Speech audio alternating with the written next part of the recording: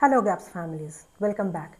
It's been long since I posted last. I got a little occupied with all the diet works and queries and scheduled meeting calls from the parents on ongoing diet program. At the end of this video, I'm going to ask you about which format or say which subjects you want me to make videos from now onwards.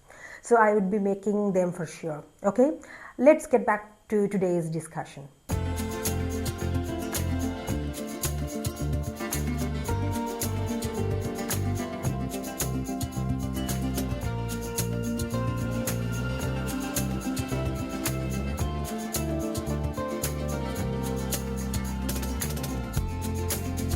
So, for example, you being an autism parent got to know about GAPS and you have read the book. You know which foods are allowed at each stages.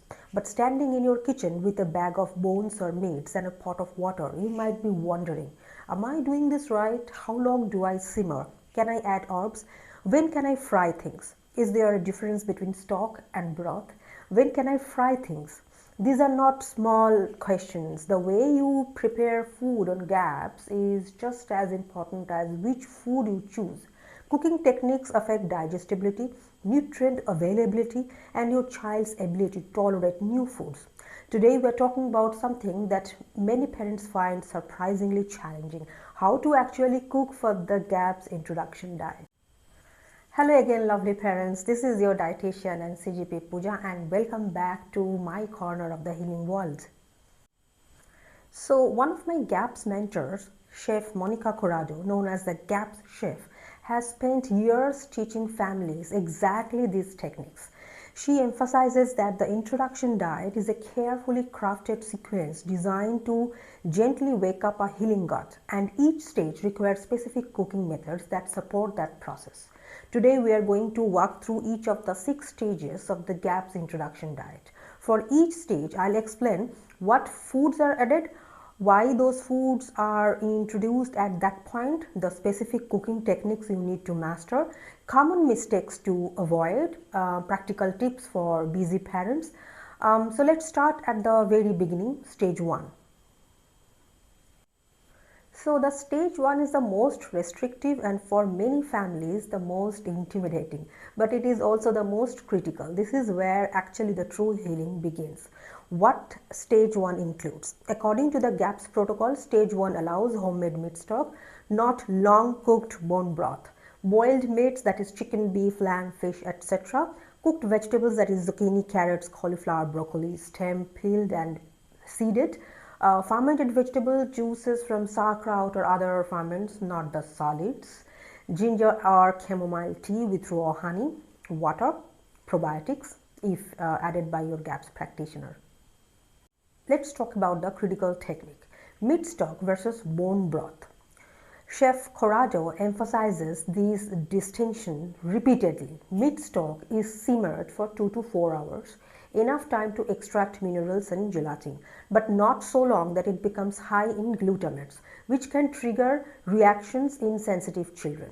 Here, bone broth simmered for 12 to 48 hours is too concentrated for stage 1. Save it for later stages when the gut is more resilient and for later. How to make proper stage 1 meat stock? Take a whole chicken or meaty bones, cover with a filtered water, add a splash of raw apple cider vinegar if you want, helps extract minerals, bring to a boil, then reduce to a bare simmer, cook for 2 to 4 hours, skim any foam and rises to the top, and strain, and result should be clear, golden liquid, not a thick gelatinous broth. How to cook vegetables for stage 1? All vegetables must be well cooked until soft. Peeling and seeding is essential. Skins and seeds are harder to digest. Think pureed soup, soft stews, and well-boiled vegetables that can be mashed with a fork. The importance of fermented vegetable juice. Chef Corrado's work emphasizes that lactoferments are required from the very beginning of the intro diet. They are fundamental for rebuilding gut flora. But in stage 1, you start with just the juice, not the vegetable pieces. 1 teaspoon of sauerkraut juice daily, mixed into room temperature water or broth, introduces beneficial bacteria without the fiber that can cause reactions. What are the common stage 1 mistakes? Using long cooked bone broth instead of meat stock. This can overwhelm a sensitive gut. Skipping fermented juice. Probiotics are essential for reseeding the gut, so it's compulsory. Not cooking vegetables enough. Raw or undercooked vegetables are hard to digest. Adding spices or herbs. Stage 1 is about simplicity. Stick to sea salt, pepper, or any kind of green herbs. How long to stay in stage 1? You stay in stage 1 until diarrhea stops for a children with loose stools or constipation begins to resolve. This can take somewhere from 2 to 7 days depending on the condition for some children, or up to several weeks for others.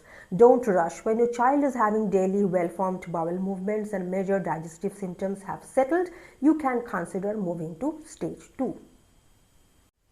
Stage 2 is where things get a little more interesting.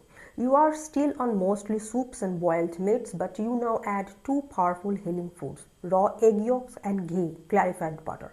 Why egg yolks first, not whites? Egg whites contain proteins that can be difficult to digest and are a common allergen. The yolks, however, are rich in choline, healthy fats, and fat-soluble vitamins. By introducing only the yolk, you get the benefits without the risk. How to prepare egg yolks for stage 2? Separate the yolk from the white.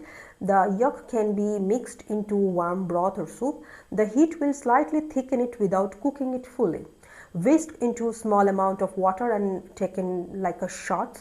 Add it to mashed vegetables. Start with 1 yolk per day. If there is no reaction after 3-4 days, you can increase it to 2. Introducing ghee. Ghee is clarified butter. The milk solids have been removed, leaving pure butterfat. It is rich in butyrate, a short-chain fatty acid that heals the gut lining. Start with half a teaspoon of ghee added to warm food, gradually increase to 1 tablespoon over several days.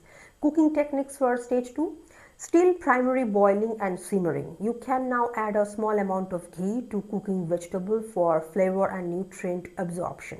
Raw egg yolks are consumed raw or gently warmed, never fried or cooked solid at this stage. Fresh herbs like basil, parsley can be added for flavor as tolerated. A stage 2 recipe example would be Dr. Natasha says often demonstrates how to make a simple lemon basil chicken for stage 2. Boil chicken pieces in meat stock until cooked and fresh basil, lemon zest and lemon juice.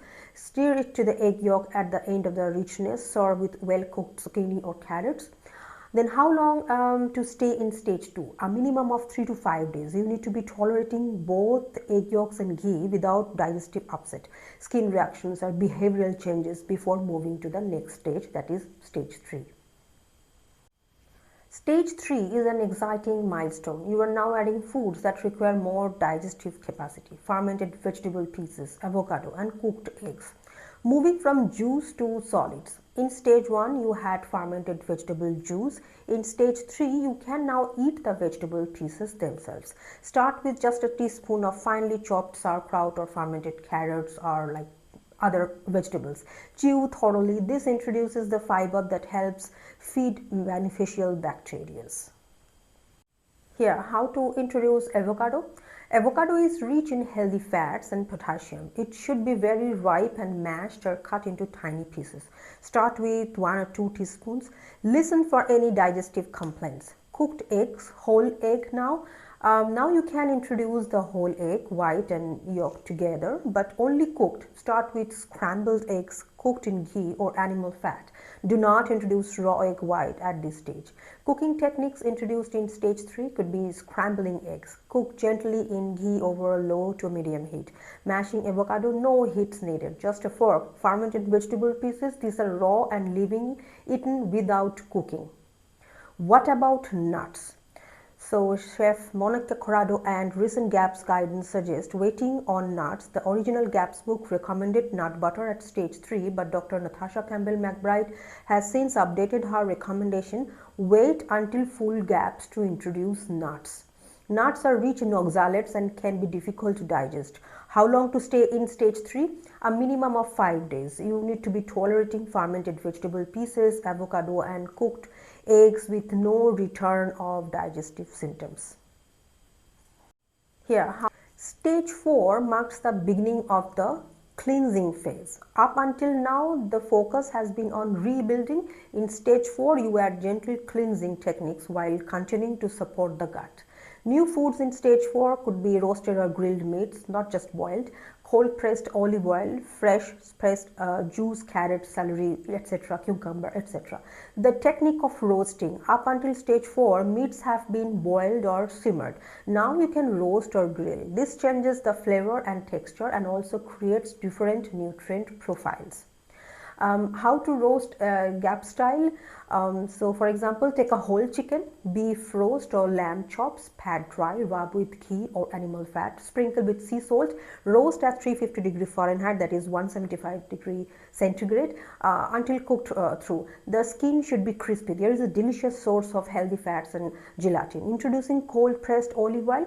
Olive oil is rich in anti-inflammation compounds, but it must be cold pressed and used raw, not for high heat cooking. Drizzle over cooked vegetables, meat after plating. Start with 1 teaspoon fresh pressed juices. How to use that? You can now introduce freshly juiced vegetables. Carrot juice is common starting point. Start with 2 to 4 ounces daily. Sip slowly away from the meals. Do not use the fruit juice yet. Those comes later. So why this shifting in cooking methods? Chef Corrado explains that the progression from boiling to roasting mirrors the gut increasing capacity. Boiled foods are very easy to digest. Roasted foods require more digestive enzymes but also provide different nutrients and flavors that support ongoing healing. How long to stay in stage 4? A minimum of 5 days. You need to be tolerating all stage 4 food, having daily bowel movements and noticing improvement in skin, hair, energy before moving to stage 5. The final 2 stages expand the diet significantly, preparing you for the full GAPS protocol. So stage 5, what's added according to the GAPS protocol? Stage 5 adds cooked apple, peeled, cored, stewed, raw vegetables starting with the most easily digested like lettuce or cucumber, pressed fruit juices diluted with water. The raw vegetable technique could be, raw vegetables have been completely off the menu up until now. Stage 5 is the first time your child may eat something undercooked. Start with the most gentle raw vegetables, peeled cucumber, finely shredded lettuce or very thinly sliced zucchini. Serve only 1 or 2 tablespoons at first. Watch for gas, bloating or discomfort. Stewed apples. Peel and core apples, cut into chunks, simmer into a small amount of water until soft. Mash or serve as it is. This is a wonderful source of soluble fiber that feeds beneficial bacteria. For stage 6, what's added? Stage 6 is the final introductory stage. It adds raw fruits, that is berries, peeled apple, pears, baked goods sweetened with dried fruits, baked goods on GAPS. The technique, GAPS legal baked goods are not made with grain flour. Instead, they use nut flours if nuts are tolerated already. Many wait until full GAPS. That depends on the GAPS practitioner. Squash or zucchini pure as the base, eggs as a binder, dried fruit like dates, raisins as sweeteners. Monica Corrado teaches that these baked goods should be simple and not overused. They are occasional treats, not like a daily staple. Example of a stage 6 pancake recipe idea. So blend cooked squash, eggs and small amount of nut butter if tolerated and a few mashed dates. Bake or cook on a skillet in ghee. The result in a dense pancake-like food that can feel like a normal treat for children. When to move to full GAPS? After completing stage 6, you will have introduced all the major food groups allowed on GAPS. At this point, you transition to the full GAPS diet, which you will follow for 18 to 24 months. The cooking techniques you have learned like meat stock, roasting, fermenting, juicing, baking will serve you throughout this long-term healing phase. Again, that depends on the GAPS practitioner if you have any. If they're allowing you to move to full GAPS diet, then only you need to move there. Now let's step back and look at the bigger picture. Why does all of these technique details matters for your autistic child? Because the GAPS introduction diet is not just a list of foods, it is a sequential healing program. Each stage is carefully designed to gently challenge the gut, build digestive capacity and support detoxification without overwhelming the system. Chef Corrado emphasizes that the introduction diet can take anywhere from a few weeks to a full year, depending on the severity of the child's symptom. There is no prize for finishing quickly. The goal is to go at your child's pace, listening to their body and only moving forward when they are truly ready. For autistic children who often have compromised gut function like sensory sensitivities and a low threshold for dietary changes, this staged approach is essential. Jumping ahead, adding roasted meats before the gut is ready, introducing raw vegetables too early, or skipping fermented foods entirely can lead to setbacks, regression, and unnecessarily suffering. But when you follow the stages using the correct techniques at each step, you give your child's gut the time and support it needs to heal. The result is not just better digestion, it's a calmer nervous system, clearer skin, deeper sleep, and greater capacity for learning and connection. The customization for individual need is also a very crucial point to consider here for better results. If you are currently on the GAPS introduction diet, take a few minutes this week to assess where you are. Are you using the correct cooking techniques for your stage? Are you moving too quickly? Could you spend more time in a stage to deepen healing? Don't guess. Refer to the GAPS book. Watch Chef Corrado's demonstrations if possible. Talk to your practitioner. And remember, slow is smooth and smooth is fast. Soon I would be post a question or poll on our community regarding which formats or which subjects you want me to make videos. Please let me know your choices there.